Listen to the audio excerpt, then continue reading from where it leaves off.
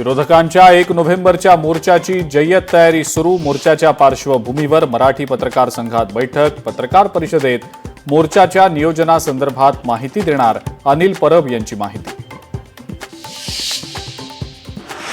आम्ही तुमची ताकद वाढवण्यासाठी आलो आहोत। अशोक चव्हाणांचं भाजपच्या जुन्या नेत्यांसाठी वक्तव्य। भाजप कार्यकर्त्यांना न्याय देण्यासाठी लक्ष द्या, अशोक चव्हाण यांचं मेघना बोर्डीकर यांना सांगणं। भेकराची शिकार प्रकरणी राष्ट्रवादीचे जयेंद्र भगत अडचणीत। भगत यांच्या घरी सापडलं भेकराचं मांस। पोलिसांच्या कारवाईनंतर वनविभागाची चौकशी सुरू।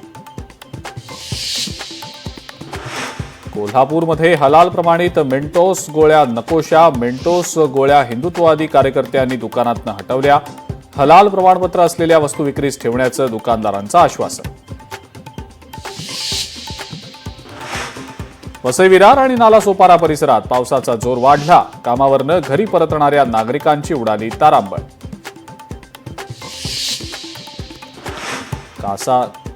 कास पठार तलावामध्ये बोटिंगचा थरार।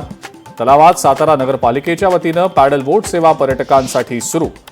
उपक्रमासाठी कास बोट क्लबची स्थापना।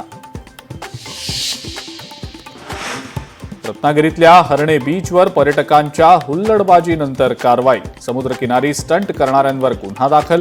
दापोली पोलीस निरीक्षकांची माहिती। कराडमध्ये पूर्ववैमनस्यातनं एका व्यक्तीची हत्या। दोघांकडनं कोयत्यानं वार करून हत्या। पोलिसांकडून तपास सुरू।